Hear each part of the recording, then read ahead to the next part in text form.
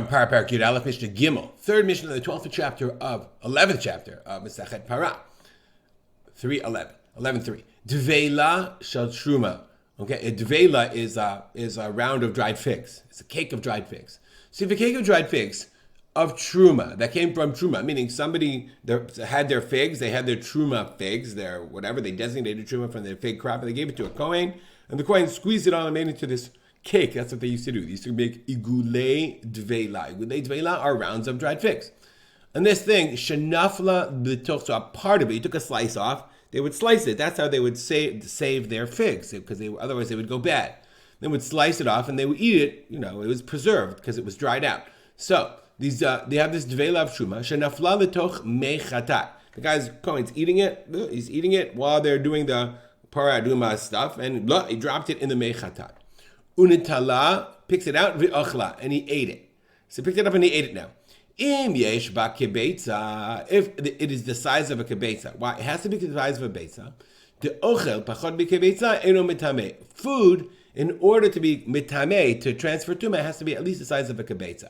So if there's a kibetza of this thing, bein tme'ah, bein tehora, whether the dveila was tme'ah or tehora, then hamayim tme'im, the water then is tameh, ve'ochla chayav mita. And if you eat it, you're chayav mita. Why are you chayav mita? Whoa. Okay, why is the water tameh?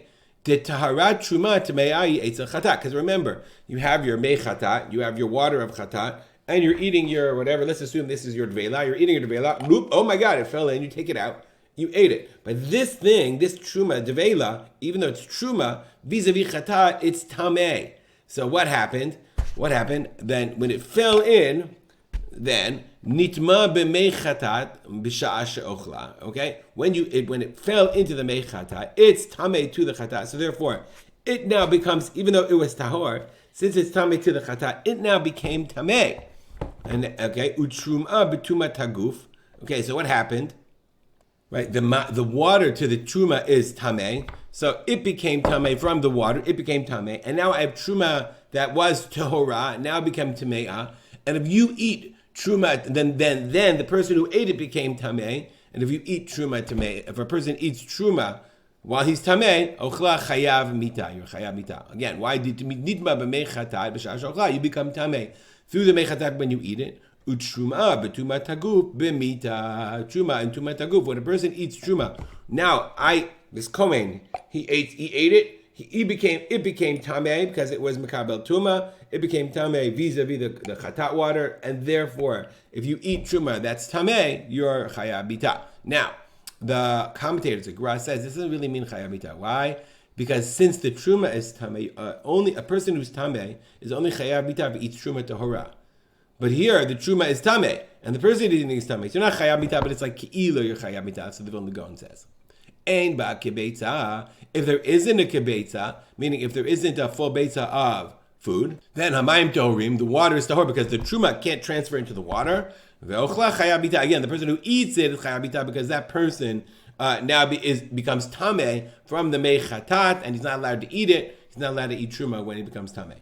Rabbi Yossi says, "B'tahora, mayim tohorim." If it's tahor, then the water is tahor, because Rabbi Yossi held ein hatahor litruma mitamei mechatat. Rabbi Yossi held that truma it couldn't transfer tuma, but we don't pass then like him. Mishnah continues. Hatahor lechatat. If a person is tahor vis-a-vis chatat, sheichlis rosho v'rubo l'toch mechatat. If he puts his head and the majority of his body into the mechatat, then nitma, says the Bartanura, Rabbana gazu tuma ala bar rosho v'rubo b'mayim shu'umin. Mayim shu'um is drawn water. So even this chatat water, if you have a tub of chatat water, of mayim kidoshim, nonetheless, if a person sticks rosho v'rubo, then in this drawn water, then that there's a tuma de Rabbanan gazru tuma. Okay, and that's one of the 18 things that Rabbanan were gazur. They decreed hilkach. Therefore, when he puts his head and the majority of his body in them, he becomes tamei. And now that he's tamei, now the mechatat makes him tamei. So that's why he's nitma. So, and we learn a bunch of new halachot about when truma falls into the water, or the person himself falls into the chatat water. We'll stop here dedicated learning. Remember me, my father, Rav Simcha, Ben Yitzchak Kalman. Make it a great day.